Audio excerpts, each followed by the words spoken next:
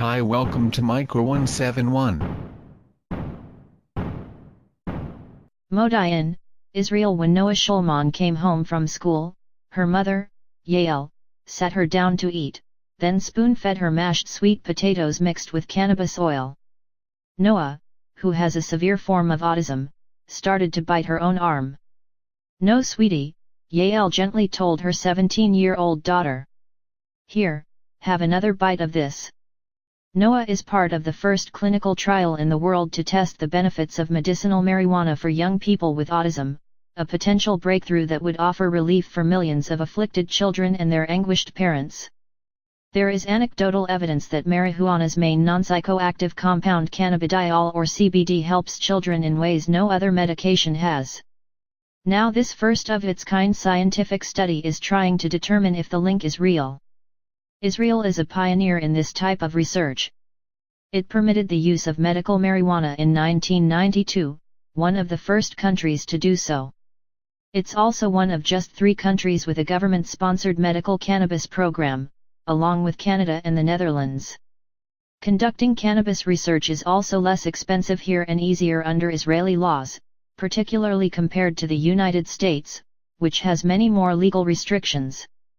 Autism is one of the fastest-growing developmental disorders, affecting 1 in 68 children in the United States, according to the Centers for Disease Control and Prevention. Its debilitating symptoms include impaired communication and social skills, along with compulsive and repetitive behaviors. Autism typically emerges in infancy or early childhood. Advocates for combating the disorder are calling attention to it by declaring April National Autism Awareness Month. Noa's mother has to feed and bathe her and change her diapers. Noa is unable to speak and often behaves aggressively. Yael, a mother of 3 with a full-time job in this city halfway between Jerusalem and Tel Aviv, has tried to find caretakers to help, but they don't last long. Only 2 medications have been approved in the United States by the Food and Drug Administration to treat the symptoms of autism. Both are antipsychotic drugs that are not always effective and carry serious side effects. When Noa took them, she was like a zombie, Yael said. She would just sit there with her mouth wide open, not moving. Noa is part of a study that began in January at the Shaare Zedek Medical Center in Jerusalem. It involves 120 children and young adults, ages 5 to 29, who have mild to severe autism, and it will last through the end of 2018. Adi Aaron, the pediatric neurologist leading the study, said nearly all the participants previously took antipsychotics and nearly half responded negatively. Yael desperately pushed Aaron and other doctors to prescribe cannabis oil after a news report aired about a mother who illegally obtained it for her autistic son and said it was the only thing that helped him. Many parents were asking for cannabis for their kids, Aaron said. "First I said, no, there's no data to support cannabis for autism, so we can't give it to you." He said that changed about a year ago after studies in Israel showed that cannabis helped children with epilepsy by drastically reducing seizures and improving behavior for those who also have autism. Epilepsy afflicts about 30% of autistic children, Aaron said. Mounting anecdotal reports of autistic children who benefited from cannabis also led Aaron to pursue more scientific testing. After seeing positive results in 70 of his autistic patients in an observational study, Aaron said, "Okay, we need to do a clinical trial so there will be data." Study participants are given liquid drops like those mixed into Noa's sweet potatoes.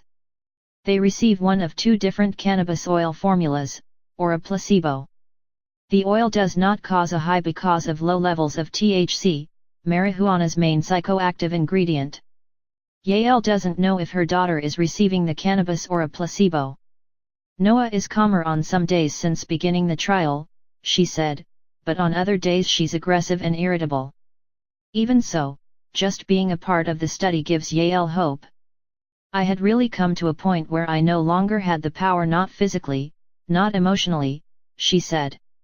More than 110 cannabis clinical trials are underway in Israel, more than any other country, according to Michael Dorr, Senior Medical Advisor at the Health Ministry's Medical Cannabis Unit.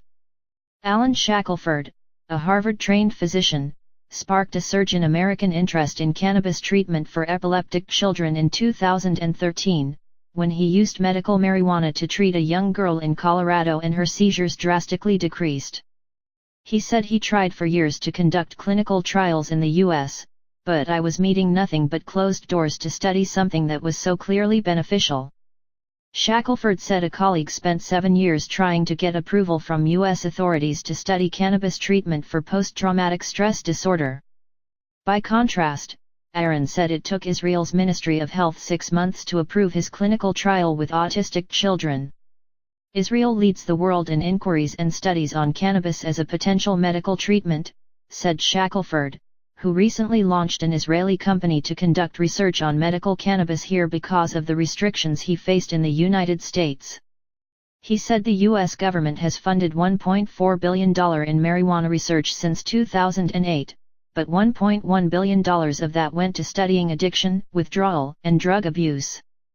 Aaron cautioned against premature conclusions about cannabis as a treatment for autism, but he said many children have shown significant improvements. Some no longer hurt themselves or throw tantrums. Some are more communicative. Others were able to return to classes after they had been suspended for behavioral problems. Tamir Ghetto, CEO of Breath of Life Pharma, which provides the cannabis oil for the study, said one mother reported, "My child is speaking relentlessly. He never spoke before. And he's 12 years old." One major concern is the long-term impact of prescribing cannabis to young patients, said Sarah Spence, CO Director of the Autism Spectrum Center at Boston Children's Hospital. "There certainly could be harm to brain development," she said. "But opioids and antipsychotic drugs currently prescribed to children are more harmful," said Ghetto.